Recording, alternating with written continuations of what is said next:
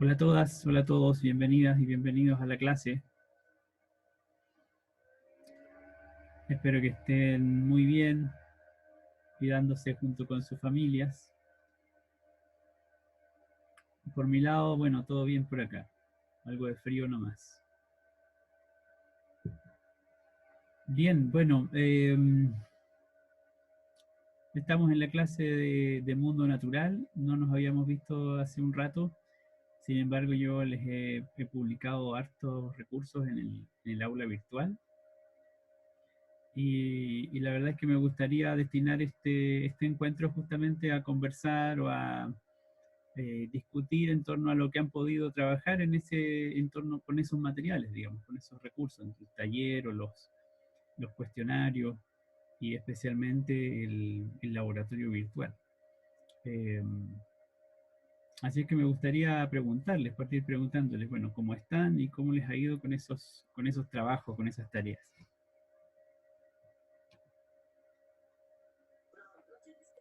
Hola, profesor. Hola, buenas. Hola a todos, chiquillos. Yo estuve trabajando con los cuestionarios, los de Happy Learning, y de hecho los estuve haciendo con mi hijo, que va en cuarto básico. Y él los realizó en realidad, yo iba tomando apuntes. Pero están súper entretenidos. Ya, qué bien. ¿Ha Sí. podido complementar eso con las lecturas? La verdad es que los textos no los he leído mucho, pero sí he visto todos los videos que me han dado y todo lo que ha subido ahí en ese cuadrito, pero los textos no, Ya, porque teníamos harto que leer. entiendo. Pero Bueno, he sí. tomado apuntes de todo lo que he pillado. Bueno, ustedes han visto que en el aula, es cierto, están las diapositivas en algunos casos y ahí también están las lecturas complementarias que son principalmente del texto de Solomon y de Curtis. Esos capítulos de Solomon y Curtis sin duda son más complejos, más profundos de lo que uno puede desarrollar en las diapositivas y bastante más de lo que se necesita para enseñar en educación básica. Pero también sirven como una referencia bien estructurante respecto del conocimiento científico que está a la base de esos aprendizajes que queremos desarrollar. Entonces, yo creo que las diapositivas espero que les sirvan como orientación, como foco, especialmente, por ejemplo, los videos que hay ahí y que estoy incorporando en las diapositivas para que ustedes los vayan revisando y tomando apunte. Pero me parece que en la medida de lo posible, si es que tienen la opción de acceder a esas lecturas, es importante que lo hagan justamente para que vayan de alguna forma organizando, estructurando el relato, la narrativa, eh, en torno al conocimiento, en este caso, sobre la estructura la clasificación, las características, las estructuras de los animales y de las plantas. Eh, bueno, ¿alguien más? ¿Cómo les ha ido con las tareas? Profesor, Sí. yo el foro estoy recién aprendiendo a usarlo. Uh-huh. Y subí las fotos al revés. Me di cuenta que hay que subir de atrás hacia adelante, pero ya por lo menos eso lo aprendí. Yeah. Y el cuestionario no lo pude encontrar completo. Uh-huh. Las primeras 5 preguntas me aparecieron nomás. ¿No se le Ahí no cargaron sé. ya? No, porque revisé y no hubo caso, no aparecieron las otras 5. ¿Pero se refiere a alguno en particular? El que usted tradujo, Ah, ya. Lo que pasa es que, claro, ese, porque para imprimirlo lo De pude acuerdo. imprimir completo, pero para responderlo me aparecían las 5 primeras nomás. Sí, claro. Lo que pasa es que hay 5 ítems que están asociados a una de las simulaciones y los otros 5 ítems están asociados a la otra simulación. ¿Se acuerda que yo publiqué dos simulaciones? Entonces, debajo de cada una está el cuestionario de 5 ítems. ¿Ya?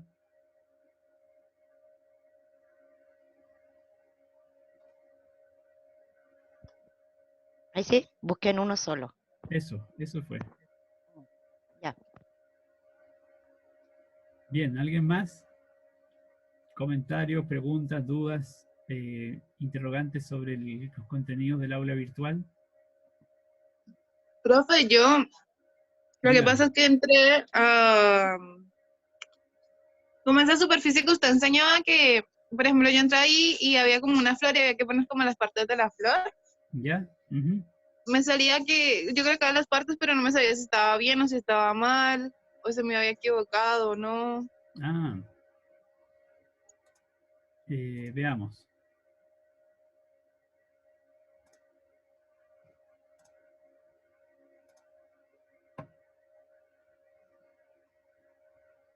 Estamos hablando de las actividades con simuladores.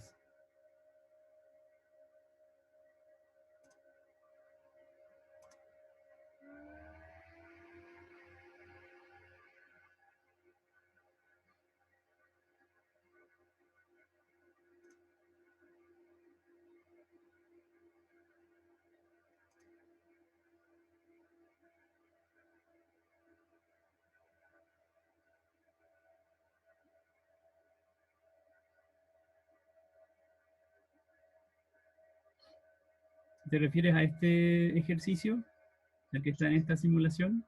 Creo que el otro es el de identificación, con donde sale una flor morada.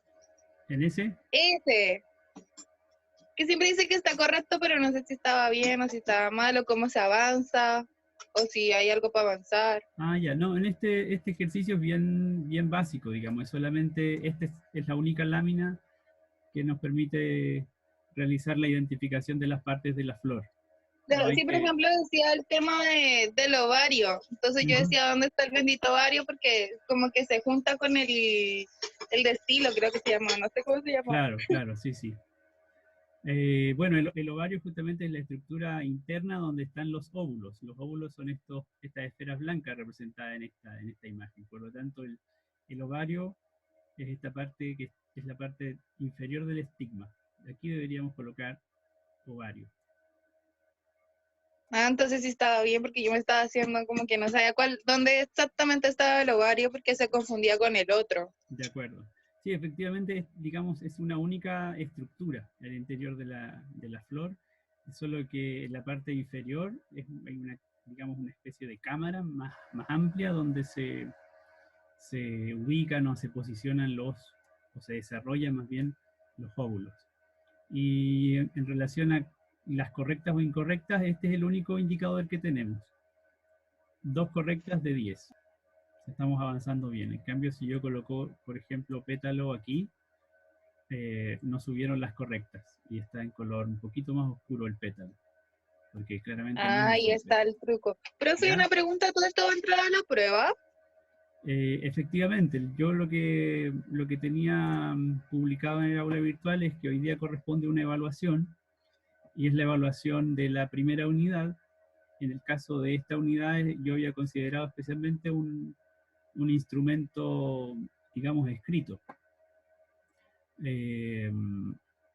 Como por supuesto no vamos a poder aplicar un instrumento escrito, voy a publicar un instrumento digital, aquí mismo, donde dice actividad evaluativa, y me parece que a alguna de sus compañeras le anticipé la semana pasada que va a ser una actividad que ustedes van a poder desarrollar en un plazo de, en realidad, 2 semanas, porque coloqué como plazo de entrega el 27 de abril. Y lo que vamos a considerar entonces en esta actividad evaluativa justamente son todos los contenidos o todas las actividades que hemos desarrollado desde la clase del 30 de marzo que tiene que ver con la unidad de animales y plantas, ¿ya? En ese sentido, lo más relevante aquí va a ser el contenido de las diapositivas y de los talleres, junto con lo que hayamos discutido en las clases. Y en ese sentido también yo creo es importante que pongan énfasis en el texto que discutimos más al principio, que fue el de selección natural.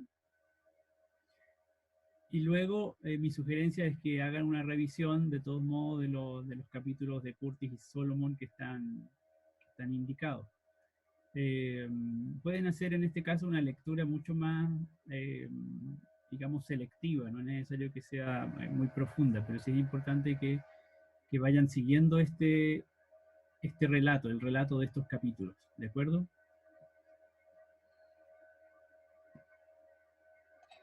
Profe, dígame. Al respecto de esos capítulos de Solomon, yo me metí hace poco y no los pude descargar nuevamente. Ya, Soy sí. la que le envió el correo. Tiene razón. Yo la verdad es que recién hoy día de la tarde me acordé que tenía esa tarea pendiente.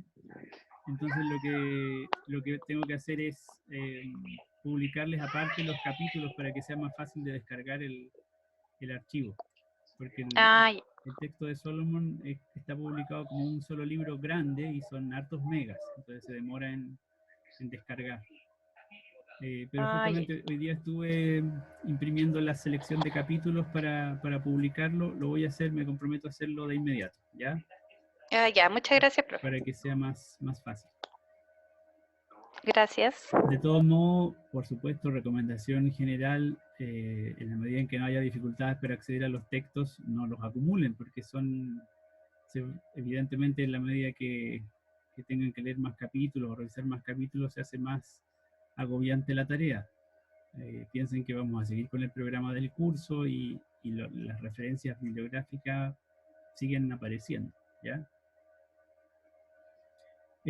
¿Alguna otra comentario o pregunta sobre alguna de las actividades que les he propuesto hasta ahora?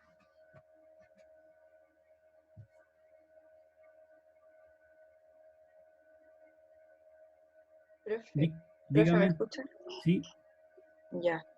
Más que con alguna actividad, yo le quería preguntar sobre unas diapositivas que como que me costó entenderlas un poco. Ya, dígame.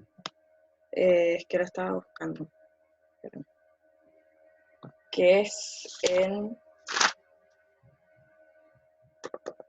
cuando se habla como de las subespecies, los criterios para clasificar y todo eso. ¿Me esperan? ¿Recuerda algo específico que podamos discutir sobre eso? ¿Una pregunta específica? No, sinceramente no. Pero déjeme revisar las diapositivas. Y tengo otra consulta sobre la reproducción como por gimnosperma de las plantas. Me causó curiosidad porque en la parte al final de la diapositiva se dice que estas plantas no tienen frutos, pero se pone un video que muestra como una planta gimnosperma que es la del pino. Sí. Y muestra que sí tiene frutos. Claro que no tiene un fruto que se come ni nada, pero es un fruto que finalmente que cae, saca su semilla, como los otros procesos que es bastante similar. Claro. Pero en la diapositiva dice que no tiene frutos la gimnosperma y eso me causó curiosidad porque busqué además otros tipos de plantas que se clasifican en esto y sí tienen también frutos. Claro. Y no sé a lo que se quería referir eso, que esas plantas no tenían frutos. De acuerdo. Partamos por esa pregunta que es más específica, ¿no? ¿Alguien tiene una manera de abordar una respuesta para esta duda? Quisiera hacerle un comentario a propósito de la pregunta de su compañera, la diferencia entre plantas del tipo gimnosperma y angiosperma.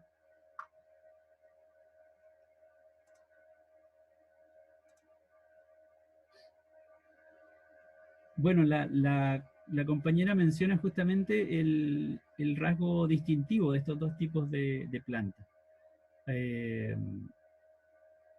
Efectivamente, la diferencia fundamental es que una desarrolla frutos y otra no desarrolla frutos. Las angiospermas son las que habitualmente llamamos plantas con flor, y por lo que vimos justamente en la simulación, en el ejercicio de simulación, en la última fase de desarrollo de la flor, después de que los espermios han fecundado los óvulos y los pétalos se han caído, lo que ocurre es que se desarrolla el fruto. Y en el interior del fruto lo que quedan son los óvulos germinados, es decir, la fusión, ¿cierto?, de las células masculinas y femeninas. Por lo tanto, allí en el interior del fruto se forma el embrión, que en el caso de las plantas adopta la forma de una semilla. Así es que en el caso de las plantas angiospermas, lo que tenemos es una semilla en el, entre comillas, corazón de un fruto. Y lo que hace el fruto, básicamente, es ofrecerle protección a la semilla. De manera que una de las, digamos, de los mecanismos de propagación de las semillas de este tipo de planta es a través del consumo de los frutos que los mismos animales o que los animales pueden realizar. Los animales consumen el fruto de la planta, junto con el fruto consumen las semillas que están en su interior, el animal digiere la pulpa en general del fruto y luego expulsa el desecho y dentro del desecho están las semillas. Eso para las plantas angiospermas constituye un mecanismo de propagación de sus semillas. La diferencia fundamental con la gimnosperma es que no tienen justamente, no desarrollan en primer lugar una flor como la de la estructura que analizamos en la simulación. Algunas personas, en algunos textos se dice que este tipo de planta desarrollan una flor incompleta. Por eso no es tan preciso decir que no tienen flor, sino es otro tipo de flor, digamos. Y la diferencia fundamental es que esa flor incompleta nunca desarrolla una protección para las semillas, nunca desarrolla un fruto. El ejemplo claro que plantea su compañera es el caso del pino. ¿Cuál dirían ustedes que es el fruto del pino? ¿La piña? La piña, o el piñón, ¿cierto? Y bueno, efectivamente alguien ha podido observar esa estructura. ¿Alguien ha tenido una piña de pino en sus manos? ¿Cómo son? ¿Se parecen a una flor, a un rosal, por ejemplo, o a una flor más sencilla? ¿Qué características tiene? O sea, no se parece tanto porque las flores son mucho más delicadas y este fruto o flor es de madera, es mucho más sólido, es totalmente diferente a lo que estamos acostumbrados a observar. Exactamente. En el caso del pino, lo que estamos observando es justamente un puñado de semillas. Es decir, la piña o el piñón del pino es directamente la semilla de la planta. La semilla no está protegida por ninguna otra estructura. Es una especie de semilla desnuda. Y eso es lo que hace digamos, ese es el criterio de clasificación para las gimnospermas. Entonces, si decimos que el piñón o la piña del pino es un fruto, estamos cometiendo un error conceptual. Porque efectivamente se trata de una semilla, pero no de un fruto. Y podríamos decir de ella que se trata de una flor, o que esas semillas provienen de una flor incompleta, en el caso del pino, porque de todos modos hay un proceso de desarrollo de la semilla, pero no es un proceso de desarrollo que incluya una flor completa que incorpora etapas como la caída de pétalos y la formación de frutos. ¿Se entiende la distinción? ¿Sí?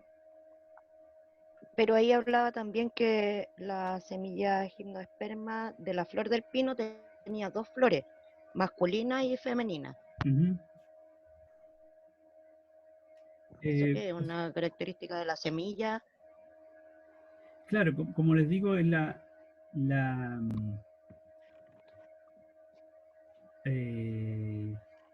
sea, de todos modos, estas plantas gimnospermas van a estar sujetas a un proceso de polinización. Y ese proceso depende del tipo de planta. Esa polinización puede ser autoinducida, digamos, en la misma planta, o tiene que ocurrir entre plantas o entre flores machos y flores hembras. Pero en cualquier caso, cuando digo esto, en el caso de las plantas gimnospermas, estoy hablando de flores, entre comillas, incompletas. Son estructuras del árbol que van a converger o que van a terminar siendo semillas propiamente, después de un proceso de polinización que no incluye las flores que sí están presentes en el caso de las plantas angiospermas. Profe, entonces, como para cerrar la idea, las plantas gimnospermas son como los frutos que yo le podía llamar antes, son semillas. Porque yo busqué otro ejemplo, no les sabría decir alguno así como textual ahora, pero me acuerdo que vi uno como que era unas pelotitas así como chiquititas, que también era una planta clasificada como gimnosperma. Y cuando vi eso yo dije, pero ¿será un fruto, será una semilla? Pero todas las plantas, claro, por más que la apariencia quizás parezca otra cosa, las de gimnosperma son de una semilla finalmente lo que brota o lo que sale. Sí, efectivamente. ¿Sí? Digamos, en la última fase de desarrollo, lo que vamos a tener es una semilla desnuda, no vamos a tener un fruto. Entendiendo por fruto aquella estructura que tiene semillas en su interior y una envoltura protectora de algún tipo de pulpa o de sustancia. Ya, profe, me quedó claro. Y la otra duda que tenía, lo que pasa es que, a ver, como, ¿qué me pasa a mí? Que yo leí todos los PPT y los revisaba bien y trataba de buscar la información que de pronto no lograba entender porque no lo podía unir a otras cosas. Y en este PPT que le digo yo, que es el número 2 de clasificación de los seres vivos, me pasó que desde la diapositiva 16 a la 20 no entendí bien lo que se quería decir.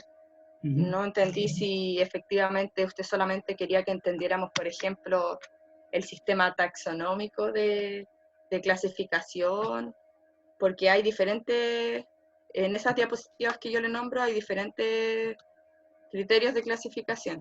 Claro. ¿Eso es lo que usted quería que nosotros entendiéramos? Efectivamente, digamos, lo central allí es que si hubiéramos discutido en el fondo en una clase sobre... Exacto, sí, son como PPTs como para... Estas diapositivas lo que habríamos hecho es discutir sobre qué significa definir un criterio para clasificarlo a los animales. ¿Qué criterios podríamos utilizar? Eventualmente lo que uno parte, digamos, planteando de manera inicial, perdón, pensé que les estaba compartiendo la pantalla, pero no. Lo que uno partiría diciendo de manera inicial es que la forma de los animales podría ser un criterio de clasificación. Y eventualmente ese criterio nos puede servir hasta un cierto punto, hasta un cierto nivel, digamos. De pronto vamos a encontrar que la forma del animal nos conduce o induce a algún tipo de error. Y entonces tenemos que proponer, digamos, los biólogos han propuesto otros criterios de clasificación cada vez más específicos que nos permiten definir y decidir cuándo estamos ante un clado evolutivo, digamos, una familia de animales que ha evolucionado desde una raíz común, básicamente. Inicialmente, efectivamente, la pregunta inicial es, ¿qué grupos reconocemos acá? En principio no los habría distinguido, pero definitivamente habríamos encontrado la diferencia entre estos insectos y los animales mamíferos superiores que están ahí. Claro. Pero luego tendríamos que haber avanzado unas diapositivas más adelante a hacer distinciones más específicas, digamos. ¿Cómo distinguir, por ejemplo, el ciervo africano del gamo si los colocamos en el mismo grupo, en un grupo distinto? ¿Qué criterios podemos utilizar para agruparlos o para separarlos? Pero en este caso sería el antepasado común. Efectivamente, el antepasado común va a ser un criterio que los biólogos van a utilizar para decidir qué tipo de especie es la que se está estudiando. Y luego vamos a tener que poner otro criterio que está más desarrollado en torno a, me parece que el caso del perro, que está más adelante, o en torno a estos dos aves, por ejemplo. ¿Cuándo distinguimos especies? A pesar de que son aves, de que se alimentan de peces, estas dos que tenemos aquí, vamos a considerarlas una misma especie o especie distinta, y entonces tenemos que considerar otro criterio, en este caso el criterio de reproducción. Cuando los animales o dos individuos se pueden reproducir entre sí, pueden generar una descendencia viable, entonces eventualmente estamos ante dos individuos de una misma especie. Pero si dos individuos se reproducen y no, digamos, no pueden reproducirse, o más bien se reproducen o complementariamente se pueden reproducir, pero su descendencia es inviable, es decir, su descendencia no va a generar mayor descendencia, entonces estamos entre especies distintas. Así es que justamente estas diapositivas de la 10 a la 20, como dice usted, lo que buscaban era introducir la discusión en torno a los criterios de clasificación de los animales. Hay criterios morfológicos, criterios que tienen que ver con la forma y la función de las estructuras anatómicas de los animales. Y hay otros criterios que no son morfológicos, sino que son más bien evolutivos, por una parte, es decir, cuando pensamos en sus ancestros comunes. Y por otra parte, está el criterio de reproducción, cuando los individuos se pueden reproducir entre sí para decir que son o no parte de una misma especie. ¿Le sirve un poco esa discusión? Sí, me quedó súper claro, profe. Y la otra pregunta que tenía era que escribiendo, como traspasando los PPT y todo, ¿las razas de los perros son especies o subespecies? Yo diría que son subespecies. En la medida en que, digamos, perros de distintas razas se pueden reproducir entre sí, entonces... Claro, eso es lo que leí. Efectivamente. El aislamiento reproductivo. Cuando una subespecie logra el aislamiento reproductivo, se transforma en especie. Efectivamente. Ese es el criterio biológico clave para distinguir especies. Perfecto. Profe, y la última cosa que le voy a decir es que existiría la posibilidad de que estos PPTs, de manera breve, yo igual comprendo que son extensos y todo, y no sé si mis compañeros también están de acuerdo, si de pronto se podrían mostrar como usted haciendo una breve explicación, como para entender, como para que ate el lazo entre diapositivas y nosotros después las podamos desarrollar de una manera como más autónoma, pero sí como ver una vista previa de las diapositivas con usted. ¿Existiría como la posibilidad de eso? Sí, de acuerdo. La verdad es que yo había pensado, en vez de hacer la explicación de las diapositivas en esta conexión, digamos, lo que había pensado era grabar la explicación de las diapositivas, de manera de hacerlo más breve y más fluido, y así contaban con ambos recursos, digamos, con la voz explicando las diapositivas o comentando las diapositivas más que explicándolas, y eso lo puedo preparar para que, digamos, ustedes puedan conectar de un modo más expedito el contenido de las láminas con el relato de los textos. Sí, sería bacán si se pudiera hacer. Gracias, profe. Me comprometo a hacerlo antes de publicar la evaluación, porque justamente va a ser importante para la evaluación. Ya, genial. Gracias, profe, por aclarar las dudas. De acuerdo, nada. ¿Alguna otra pregunta o comentario sobre los contenidos publicados, sobre las tareas? Profesor, bueno, yo tengo una duda sobre la evaluación. Lo que pasa es que recién me conecté, ya que hace poco logré encontrar cómo ingresar a la clase, así que estuve un poco colgado. ¿Más o menos esta evaluación explicó de qué se trata o todavía no? No he explicado de qué se trata. Solo hace algunas clases atrás les mencioné algo. Pero lo que les indiqué es que voy a publicar un instrumento en línea. Originalmente era una prueba escrita, pero esto se va a convertir en un instrumento en línea que van a poder desarrollar en un plazo de 2 semanas, por lo menos hasta el 27 de abril, desde que yo la publique. ¿Ya? De acuerdo. El diseño que estoy considerando son pocos ítems de análisis y de comprensión, en el cual ustedes espero que relacionen el desarrollo del contenido de las clases, o digamos el contenido conceptual de las clases, con algún tipo de aplicación del tipo taller de simulación, como el que les indiqué, que está publicado en el aula virtual, o aplicación en algún texto escolar de educación básica. Quiero que hagan el ejercicio de hacer uso del conocimiento conceptual para analizar. Profe, no se escucha, profesor, no se escucha bien la última parte que dijo, disculpe. Voy a repetir. ¿Si puede repetir? Ok.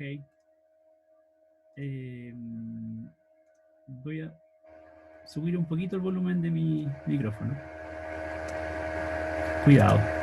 Bueno, lo que decía es, en el instrumento que voy a publicar como evaluación para que realicen de aquí al 27 de abril, espero incluir un máximo de 4 o 5 ítems. Los 4 o 5 ítems van a ser de, digamos, desarrollo de narrativa, en el sentido de que ustedes van a tener que expresar o demostrar su comprensión del contenido conceptual, y espero que lo hagan a través de un puente, una relación o el uso del conocimiento conceptual para evaluar y para revisar, para comentar, para criticar aplicaciones didácticas de ese contenido.